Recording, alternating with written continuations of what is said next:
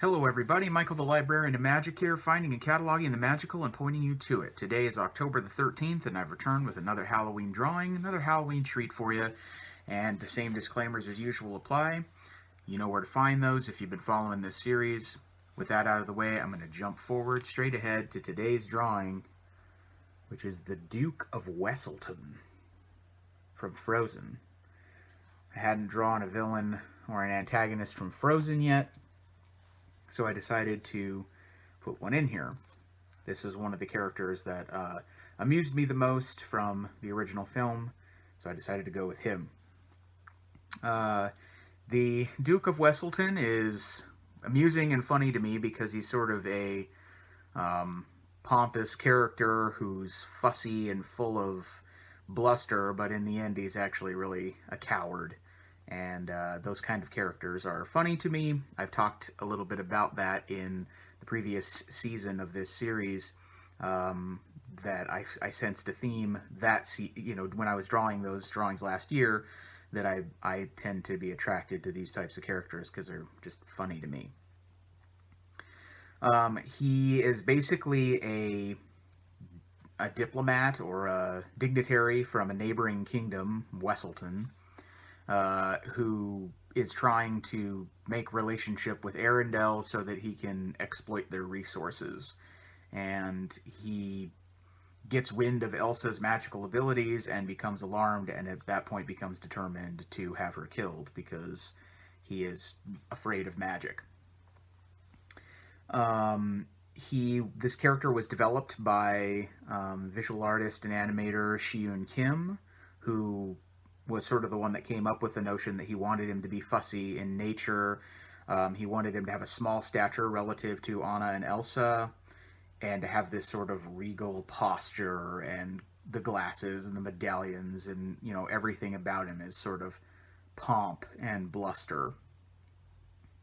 But his cowardice in the end, where he's constantly hiding behind his guards and puffing out his chest and stuff, makes me wonder about the legitimacy of those medallions personally. I think even that is suspect because he seems to be a pretty fake and cowardly individual. Apparently in the stage version, the Broadway musical version of Frozen, which I haven't seen, I haven't had a chance to see in person, and will not have the chance to be able to see until we can go back to shows and the world changes.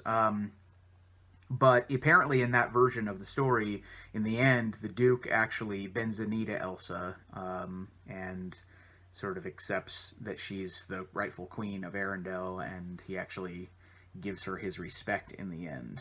But I'm pretty sure that doesn't happen in the film. Been a little while since I've seen the original Frozen, but pretty sure that doesn't happen.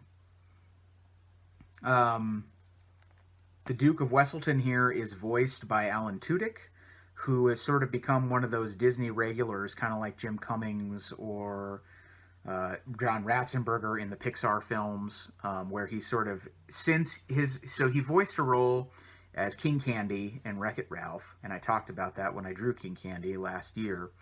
But since then, he's had some role or other, minor or otherwise, in every Disney Studios animated film since that time. So he voiced King Candy in Wreck-It Ralph. He was the voice of the Duke of Weselton here in Frozen. He was the voice of Alistair Cray in Big Hero 6. He voiced Duke Weselton in Zootopia. He was the vocalizations of Hey Hey in Moana. He voiced the internet search engine Owl Knows More in Ralph Breaks the Internet. And he was the voice of the Northuldra leader in Frozen 2. You also may recognize Alan Tudyk's voice work as K2SO in Star Wars Rogue One.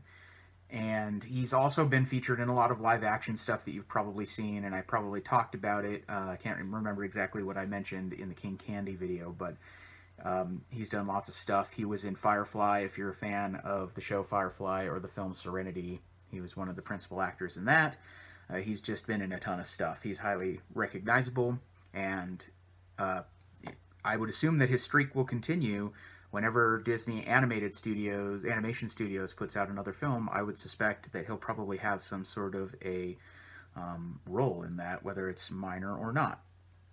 So Alan Tudyk is one of the reasons that the Duke of Weselton here, Weaseltown, as they joke with him in the movie, was he able to be brought to life. But I really like this character a lot. I think he's goofy. One of the things that's kind of funny is he uses his dance skills to try to win over royals. He's always trying to invite them to dance and impress them on the dance floor. And he's just really silly. There's a lot of jokes at his expense. He offers a lot of comedy relief in that movie, even though he is an antagonist. And he also helps build up the theme of fear versus love. He sort of represents the fear of it all in one of the things that represents fear in the film. And he's also just, like I said, a nice comedy relief in the film as well. So that's one of the reasons, or the primary reasons that I chose to draw him. I think it came out really good. I think I got the posture right the way I wanted to. The drawing that I based this on, I think, was just a still from the film, or from from like a coloring book. And when I drew it, I feel like my drawing, it came out looking more like an actual person than a cartoon character. It just became more person-like than the actual drawing that I based it on. So that was an interesting, I don't know, byproduct of the process of drawing this for me. But I'm happy with the way it came out. I think you can tell it's the Duke of Weselton. And so, yeah, there he is. Oh, another interesting tidbit that I just remembered about him is you never really figure out what his actual name is. They just call him Duke or Weselton, even though Weselton is where he's from and Duke is his title. So we never figure out if he has an actual name. That's never really revealed to my knowledge. So that's kind of an interesting thing about him as well. Anyway, that's the Duke of Weselton. Is he one of your faves? Are you a Frozen fan? I'm happy to include Frozen. It's been a long time coming that I've gotten this far in all these drawings and haven't gotten around to Frozen yet. So I hope you really enjoyed that. I hope that was a nice break in your day. Just a few tidbits about the old Duke there. Maybe you learned something. I know I did. Anyway, I hope that you enjoyed this. Thanks as always for liking and commenting and subscribing, following along with me for the rest of October when I will be revealing more drawings and more villains and fun Halloween treats each day. So follow me then. I'll see you in the next video tomorrow. Have a good day. Bye-bye.